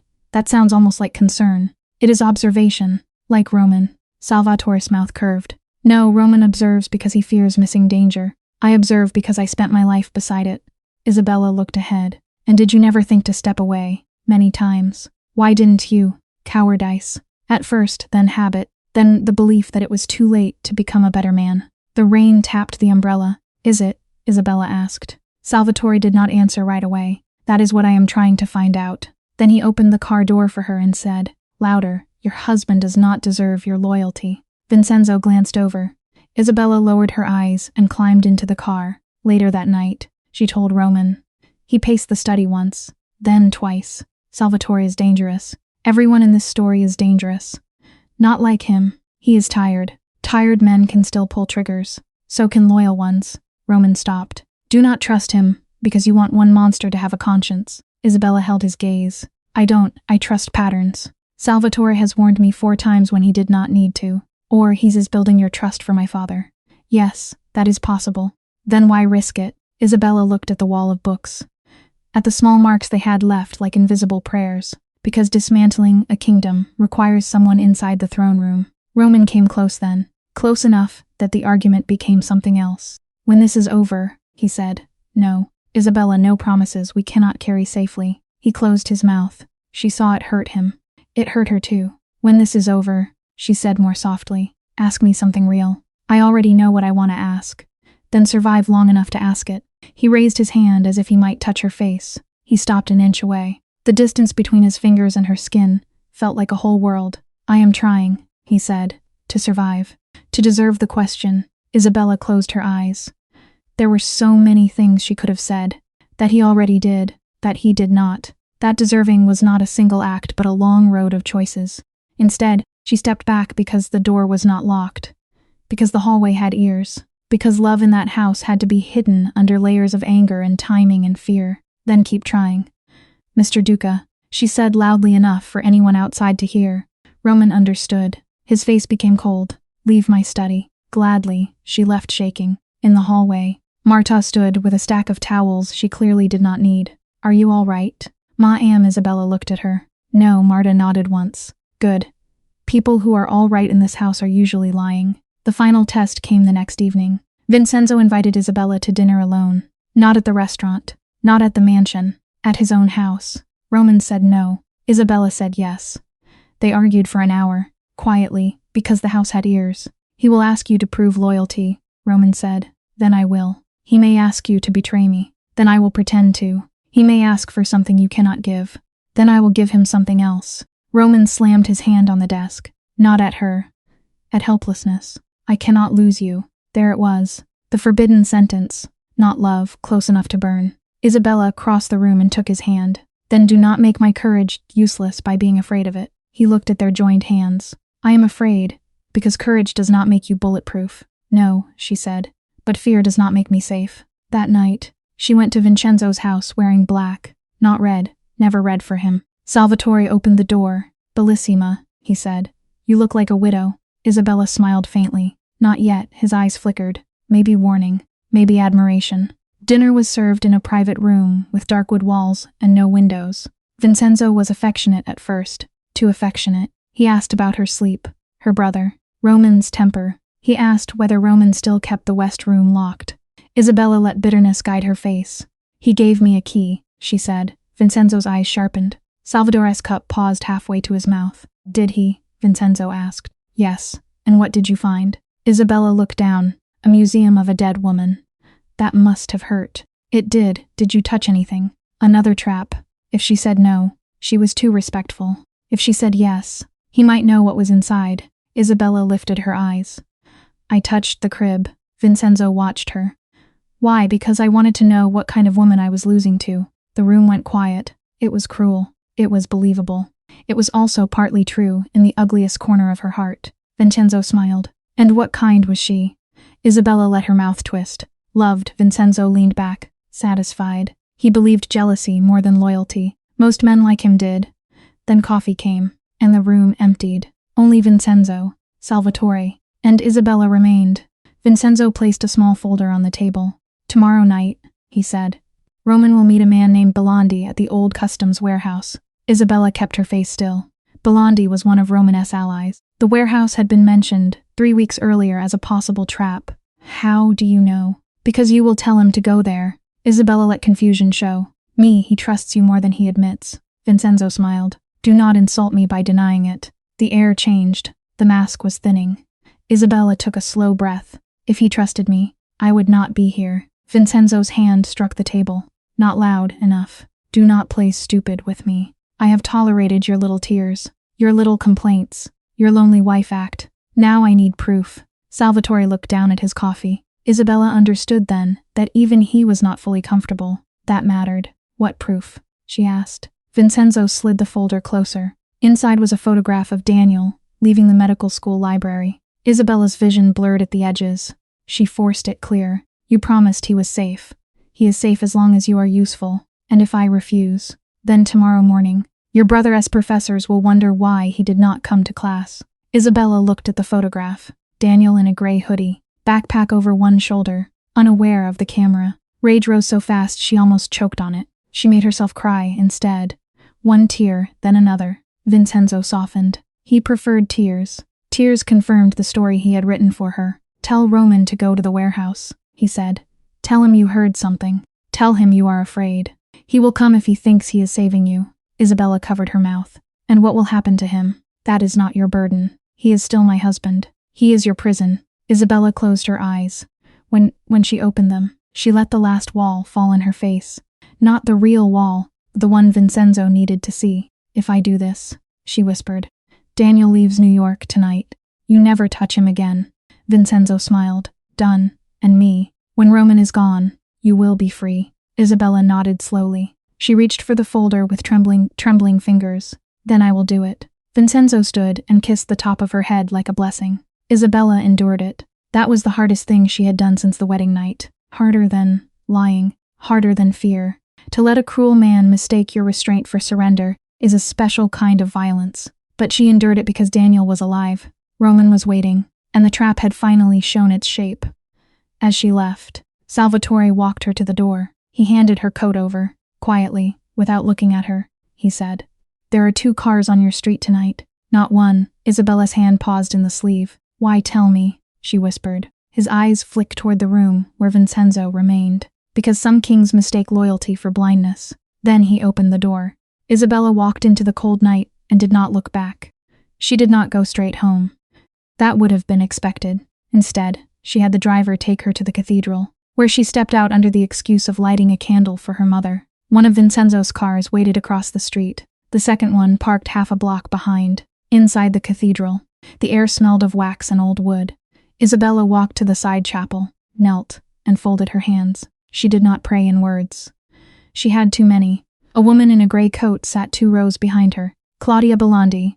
Isabella did not turn. Claudia whispered, "Daniel taken by morning if we fail." "Warehouse." "Yes, Salvatore." "Unclear." Claudia breathed out. "Harrow signed the final affidavit this afternoon. The agents move if Roman appears. But if Vincenzo moves Daniel first, then everything breaks." "Yes." Isabella stared at the small flame in front of her. "Tell Roman there are 2 cars on my street. Tell him Vincenzo may already have Daniel before the warehouse." "How do I reach him?" Isabella slipped the brass key from her sleeve. "Sunday's room. Give him this. He will understand it means the past has entered the present, and there is no safe door left." Claudia took it without another word. Isabella stayed kneeling for 3 more minutes, then rose and walked back into the night. When she reached the mansion, Roman was in the foyer, cold, furious, performing for the guards. "Where were you?" "Praying," she said. "For me, for a widow's patience." One guard looked away again. Roman grabbed her arm. Not hard enough to sell the scene. "My study now." Inside, the door closed. The mask dropped. "Where is the key?" "With Claudia." "You gave her the key. She will bring it to you." "You could have been taken. So could Daniel." "Isabella Vincenzo knows more than we thought." She told him everything. The folder. The warehouse. Daniel's photograph. The 2 cars. The demand. Roman's face became still in a way that frightened her more than anger. "He will take Daniel before morning," he said, "unless he already has." Isabella felt the room tilt. "Can you stop it?" "I can try." "Roman." He looked at her. "I can try," he repeated. "I will not lie to you." That was another form of respect. A painful one. The next 6 hours were the longest of Isabella's life. Roman moved like a man cutting through fire with his bare hands. Calls were made. Cars moved. Renzo was sent to Daniel's campus. Tommaso to the apartment. Another man to the bus station. Marta packed a small bag for Isabella without being asked. "In case," she said. Isabella did not ask in case of what. At 3 in the morning, Claudia arrived through the kitchen entrance, with the brass key in her palm and rain in her hair. "Harrow is secured," she said. "Belandia's cousin is ready." Salvatore sent a message through the priest. Roman turned sharply. "What message?" Claudia looked at Isabella. He said, "The king will bring the prince to the theater." Isabella's stomach dropped. Daniel Roman's hand closed around the key. The warehouse. Marta crossed herself. Isabella went cold. "Then we do not have until tomorrow night." Roman looked at her. "No, we have until 11 tonight." The hours that followed did not feel real. Isabella slept for 20 minutes in a chair and woke with Roman's coat over her shoulders. She found him in the study, staring at Caroline's photograph. Not the one from the locked room. A smaller copy he kept in a drawer. "Would she hate me?" Isabella asked quietly. Roman looked up. "Caroline, for touching her room, for using her memory, for loving you." The last words slipped out before she could stop them. Roman went still. Isabella closed her eyes. Forget I said that. No, his voice was barely there. I cannot. She opened her eyes. He looked at her like a man standing at the edge of something he had feared and wanted, in equal measure. Isabella, do not say it. I was not going to. Good. I was to say that Caroline would have liked you. Isabella looked at the photograph. Because you fight for the living without disrespecting the dead. That broke something in her. Not loudly. Not all at once. She covered her mouth and turned away. Roman came closer, then stopped. May I? He asked. She nodded. He put his arms around her carefully, as if she might change her mind. She did not. For 1 minute, maybe less. She let herself rest against him. No guards. No performance. No lie. Just a woman who was tired, and a man who finally understood that strength did not mean never needing to be held. Then Marta knocked once on the door. Sir, Renzo called. Roman released Isabella immediately. Daniel Marta's face told them before she spoke. Gone. Isabella did not remember crossing the room. She only remembered Roman catching her, before her knees hit the floor. Daniel was gone. The trap had started. The old customs warehouse sat near the river, surrounded by chain-link fences, broken pavement, and the kind of silence that does not belong in New York unless something has been emptied on purpose. By 11 that night, rain had begun to fall in a fine silver mist. It coated the pavement and turned every light into a blurred halo. Roman arrived first, exactly as Vincenzo wanted, driving himself because a man walking into a trap must look like a man who thinks he chose the road. He wore no visible weapon. He had 3 allies hidden 2 blocks away. Federal agents staged beyond the port road, Claudia's people watching the south exit, and enough evidence already delivered to make Vincenzo's arrest possible, even if the night went wrong. But possible and safe were not the same thing. Isabella knew that better than anyone. She sat in Vincenzo's car beside Salvatore, hands folded in her lap, face pale in the reflection of the window. Vincenzo had insisted she come with him. Of course he had. Cruel men love witnesses. He wanted her to see Roman cornered. He wanted Roman to see her sitting beside his father. He wanted love, if it existed, to become humiliation before it became grief. You are quiet, Vincenzo said. I am afraid. Good. Fear keeps people honest. Isabella looked at him then. No, sir, fear keeps people obedient. Honesty is different. Vincenzo smiled. Musti, he still thought her words were the small rebellion of a woman already beaten. Outside, Roman stepped into the center of the warehouse floor. Overhead lights flickered on. Men emerged from the shadows. Not many, enough. Belandi was there, bruised but alive, held between 2 guards. That part had not been planned. Romanes's face did not change. Isabella saw the cost of that control from across the warehouse. Father, he said. Vincenzo stepped from the car. Isabella followed because Salvatore opened her door and gave her a look that said, Careful now. The air smelled like river water, rust, and rain. Vincenzo spread his hands. My son. You threatened a medical student to get me here. I used available leverage. His name is Daniel. Names are sentimental. Roman's gaze moved to Isabella. Just once. She gave him nothing. No softness. No apology. Nothing Vincenzo could use. That was love too. Sometimes love is not reaching. Sometimes love is refusing to make the person you love easier to hurt. Vincenzo noticed the glance anyway. Look at him, he told Isabella, still trying to protect you with silence. Did he ever tell you what happened to Caroline? Isabella let her mouth tighten. Enough. Did he tell you she died because he thought he could leave me? Roman said. Do not, no, Vincenzo said. She should know the family history. Women marry into consequences. Isabella's hands curled at her sides. Caroline did not marry consequences. She married a man. Vincenzo turned toward her. The amusement faded. Careful. No. Isabella said softly. I think I am done being careful for men who use that word when they mean silent. The warehouse went still. Roman's eyes sharpened. Vincenzo stared at her. Then, he laughed. Once, there she is. He looked almost pleased. I wondered when the little actress would show me her real face. Isabella's heart slammed. But she did not step back. You knew I suspected. Not everything. Enough, he gestured. And one of his men brought Daniel forward from behind a stack of crates. His hands were tied. A strip of tape covered his mouth. There was a bruise on his cheek. Isabella's whole body turned to ice. Daniel's eyes found hers. Wild with fear, Roman moved. Guns lifted. He stopped. Vincenzo smiled. Now we speak honestly. Isabella could hear her own pulse. The plan had included threats to Daniel. It had not included Daniel in the room. Real plans rarely survive contact with men who enjoy cruelty. Let him go, she said, in a moment. First, you will give me what I asked for. Roman came. Good. But I am not a fool. If he came this calmly, he has prepared something. So you will tell me what it is. Isabella looked at Roman. His face was controlled, but she saw the terror underneath. Not for himself. For Daniel. For her. For the same story happening again in a different room. Vincenzo stepped closer to Isabella. Tell me, daughter. How many men does he have outside? She said nothing. Vincenzo nodded toward to Daniel. A guard pressed a hand on Daniel's injured shoulder. Daniel flinched. Isabella's stomach twisted. This was the moment. Not the kind stories make clean. No music, no certainty. Just a choice with teeth. She could protect the operation and risk Daniel, or protect Daniel and destroy months of work. Roman's voice came low. Isabella, it held warning. It held plea. It held trust. And trust gave her the answer. Isabella looked at Vincenzo. 3 nearby, she said. Roman went very still. Vincenzo smiled. Names, Renzo. Tommaso Belandi's cousin Marco. Vincenzo looked at one of his men. The man nodded and stepped away to speak into a radio. Isabella continued before fear could swallow her. There are federal agents beyond the port road. Roman's jaw tightened. Vincenzo's smile widened. How many I don't know. Enough for the evidence Roman already delivered. But not enough if you leave now. Roman stared at her. The betrayal looked real on his face. It needed to. And the evidence? Vincenzo asked. Isabella swallowed. Financial records. Shipping manifests. Payment ledgers. Names of city inspectors. 2 judges. 3 shell companies. Where Isabella looked down.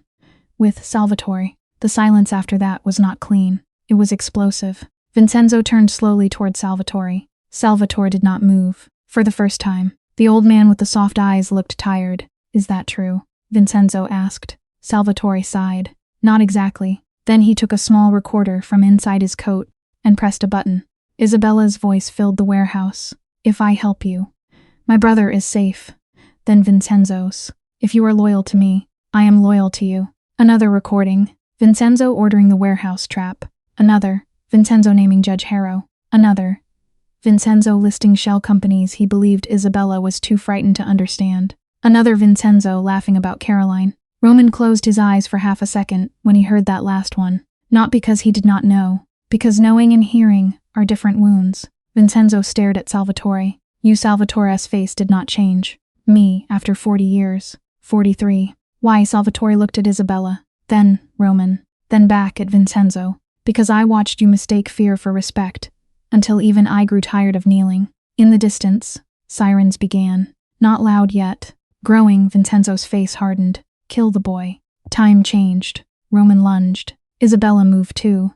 Not toward Vincenzo. Toward Daniel. Salvatore struck the guard beside him. With the butt of his gun, Roman tackled the man closest to Daniel. A shot went off. High. Shattering a light. Isabella dropped to the ground. Crawled the last few feet, and pulled at Daniel's bound hands. Hold still, she whispered. He was shaking too hard. Danny, look at me. Look at me. His eyes locked on hers. She peeled the tape from his mouth. You okay? Izzy, breathe. Another shot cracked through the warehouse. Roman stumbled. For one impossible second, Isabella thought he had been hit in the chest. Then she saw the blood running down his upper arm. Dark, against his white shirt. Not fatal. Not nothing. Roman reached them anyway. Sliced Daniel's ties with a small blade. And pushed him behind a crate just as federal agents flooded the entrance. Down, someone shouted. Men dropped. Some ran. 2 were caught before they reached the side door. Belandi collapsed to his knees. Alive, Claudius men blocked the south exit. Renzo appeared from the rain with a gun in one hand, and his other hand raised so the agents would not mistake him. The whole warehouse became noise. Boots.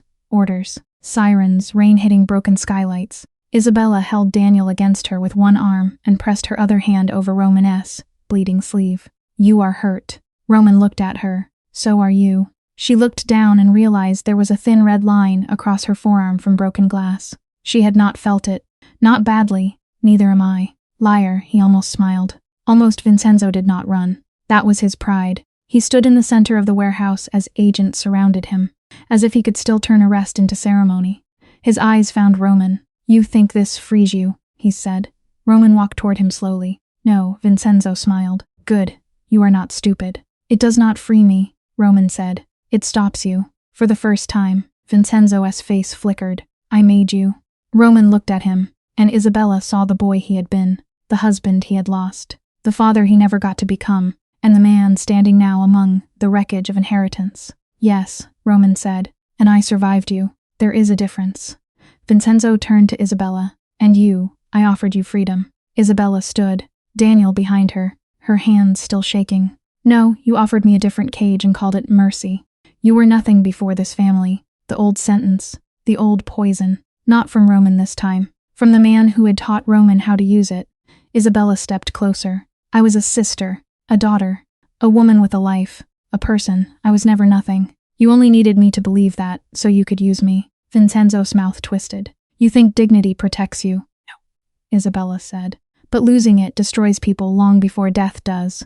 An agent pulled Vincenzo's hands behind his back. Metal cuffs clicked. It was a small sound, almost disappointing for the end of a man who had made himself into a legend. Maybe that was the truth about tyrants. They spend years making themselves feel larger than life. And, in the end, they are still only human. Wrist is inside handcuffs. Daniel began to shake harder once it was over. Isabella held him. Roman stood a few feet away, wanting to touch her, not allowing himself until she looked up and reached for him first. Then he came, not fast, carefully, as if the moment deserved respect. The three of them stood in the cold warehouse light, while sirens painted the walls red and blue. No one said this was over. Not yet. Endings take time to become real. The first thing Isabella did, after giving her statement, was sit beside Daniel in the back of an ambulance and hold his hand while a paramedic checked his face. I am sorry. He kept saying, I am sorry. I should have been more careful. Isabella gripped his fingers. No, listen to me. You did not cause this. People who hurt others love making victims feel responsible. That is how they keep power. You did nothing wrong. Daniel cried then, not loudly, not like a child, like a young man who had been trying to stay brave because everyone around him seemed stronger. Isabella put her arm around him and looked across the wet pavement at Roman, who was refusing treatment until a federal medic threatened to cut his sleeve off in front of everyone, even bleeding. Roman argued like a man offended by inconvenience. It almost made her laugh. Almost. Marta arrived at dawn with a coat for Isabella, a sweater for Daniel, and a look that made three agents step out of her way without knowing why. She touched Isabella's face. You are alive. Isabella nodded.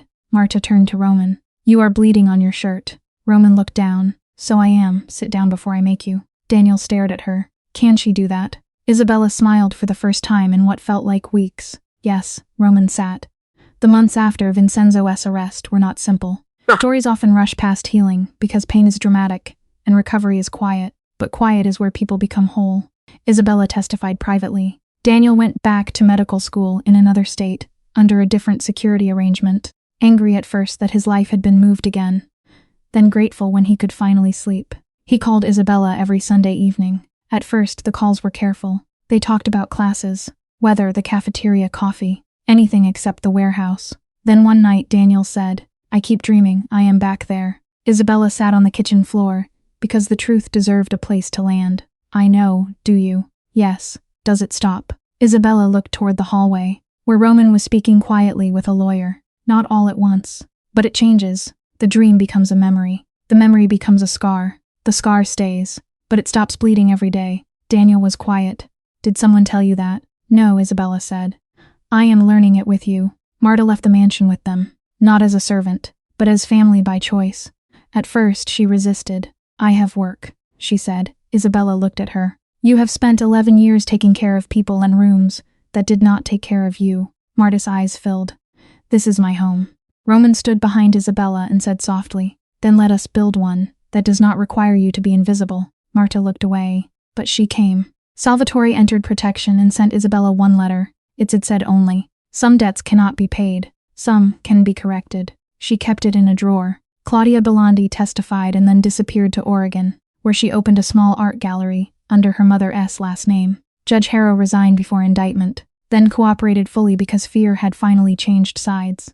Aldo Serrano went to prison and sent Roman a message through his lawyer that said, your father should have known better than to make enemies of patient women. Roman read it once and burned it. Compliment? Isabella asked. Warning, both can be true. Roman dismantled what remained of his father's network piece by piece, with lawyers, investigators, accountants, and men who had learned that loyalty to evil is not honor. It was not glamorous. It was paperwork, court dates, frozen accounts, testimony, threat assessments, former allies pretending they had always wanted justice. The slow, exhausting labor of turning a criminal empire back into names on documents that could be seized, challenged, and dismantled. That mattered to Isabella.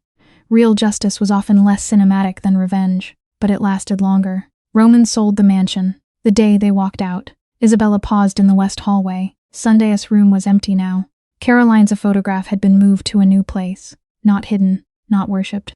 The red scarf was folded in tissue paper. The crib had been buried with Mateo's name on a small stone beside his mother. Roman stood beside Isabella in the doorway. "I thought leaving this room would feel like betrayal," he said. Isabella took his hand. His hands were warm now. She had noticed that months ago and never told him. "Maybe grief is not a room," she said. "Maybe it is something you learn to carry, without locking yourself inside it." Roman looked at her. "Did your mother teach you that?" "No, you did. They left New York before winter. Not to disappear forever, to breathe." The house they chose was not grand.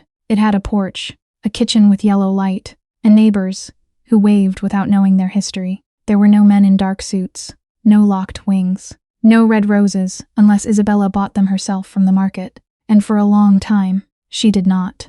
She and Roman did not pretend the past had become beautiful because they survived it. Trauma is not made noble by romance. A forced marriage does not become acceptable because love grows inside it later. Isabella knew that. Roman knew it too.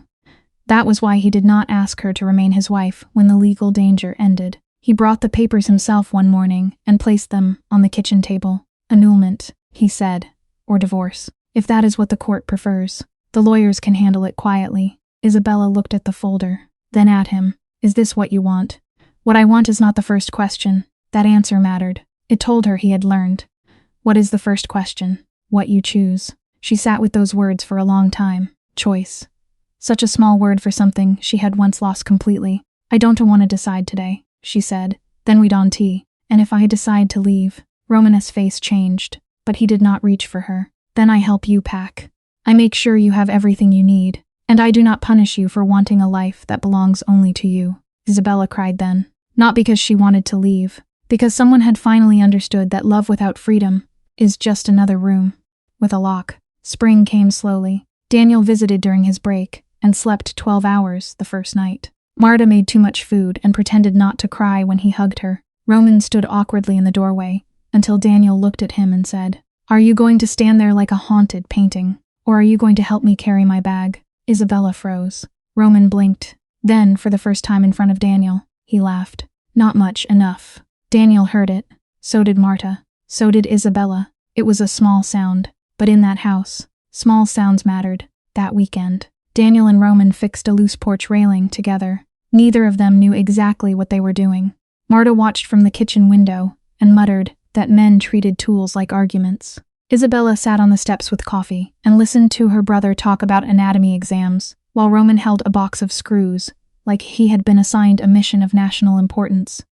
"It's ordinary, painfully ordinary, beautiful because of that." Later, Daniel sat beside Isabella under the porch light. "You are different," he said. "Bad different." "No," he thought about it. "More you." Isabella leaned her head against the post. "I did not feel like myself for a long time." And now she watched Roman through the window, standing beside Marta while she showed him how not to burn soup. "Now I am learning that myself is not something I lost forever. It is something I can rebuild." Daniel nodded. "Mom would like that." Isabella's throat tightened. "I hope so." She would also have yelled at Dad. That made Isabella laugh, then cry, then laugh again. Their father was found 2 months after the arrest, alive hiding under a false name in a cheap motel outside Philadelphia. He had not been kidnapped. He had run. That truth hurt in a different way. Isabella went to see him once. Roman offered to come. She said no. "This one is mine." Her father looked older, smaller. Shame had eaten the shape out of him. He cried when he saw her. "Izzy," he said. "I am sorry." Isabella sat across from him at a plastic table in the visitor room of the facility where federal agents were holding him as a witness. She looked at the man who had failed her. Not a monster. Not an innocent.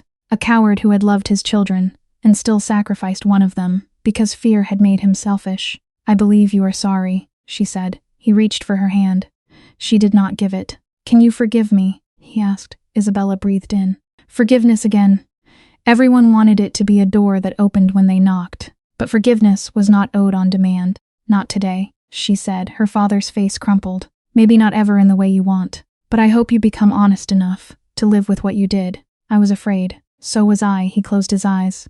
Isabella stood. "Daniel is alive. I am alive. That does not erase what it cost. Will you tell him I love him? You can tell him yourself if he chooses to hear it." She left without looking back. In the car outside, she sat for a long time before starting the engine. Then she drove home. Roman was waiting on the porch. He did not ask how it went. He only opened the door and let her enter first. That was love too. Not pushing into someone's wound because you wanted to be useful. Trusting them to speak when they could. A year after Vincenzo's arrest, news came through the radio while Isabella was making bread. Vincenzo Duca had died in prison after a heart attack. The announcer spoke his name like history. Isabella turned the radio off. She wiped flour from her hands and went out to the porch. "Fai." Roman sat on the top step, looking at the trees. He had heard. Of course he had. There was gray in his hair now. Not much, enough to make him look less like the man at the altar and more like the man who had lived past him. Isabella sat beside him. "Are you all right?" Roman breathed in. "I didn't know yet." That S aloud. He nodded. For a while, they listened to the wind. Then he said, "I thought I would feel free. Maybe you will. Maybe your body needs time to believe. He cannot reach you." Roman looked at her. "When did you become so wise?" "Around the time a Mafia boss told me I was nothing, and I decided not to believe him." Pain crossed his face. "I will regret that sentence for the rest of my life." "Good," she said gently. He looked surprised. She smiled. "Regret can be useful if it teaches you not to become the person who hurt you." Roman let that settle. Then, carefully, he reached for her hand.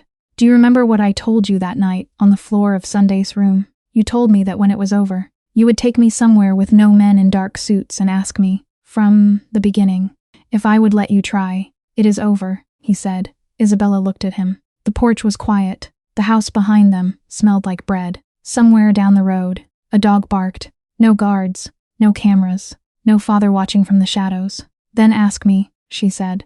Roman turned fully toward her. He looked nervous.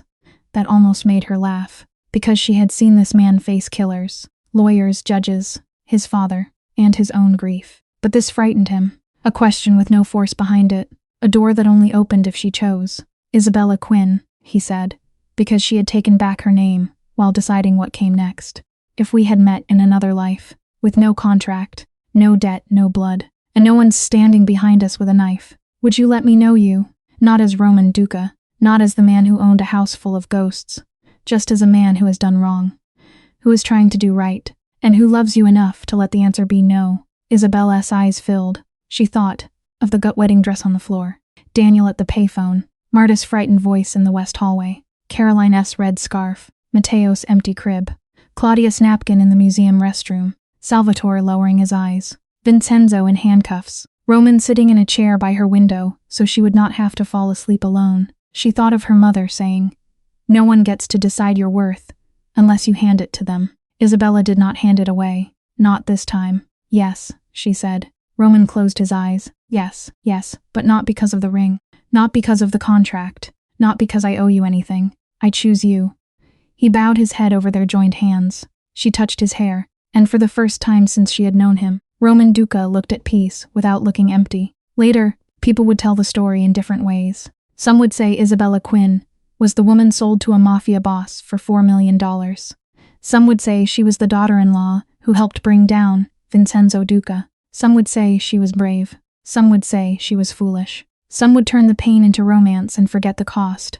But Isabella knew the real story was not about a woman saved by a dangerous man. It was about a woman who walked into a house, built to erase her, and refused to disappear. It was about a man who had to learn that protecting someone does not mean controlling them. It was about grief being honored without becoming a prison. It was about love becoming healthy, only when it learned respect. And most of all, it was about the quiet, stubborn truth that no human being is a debt, a weapon, a possession, or a thing to be used. On her wedding night, Roman Duca told Isabella she was nothing. In the end, the woman he called, nothing became the one person who saw everything clearly enough to set them both free.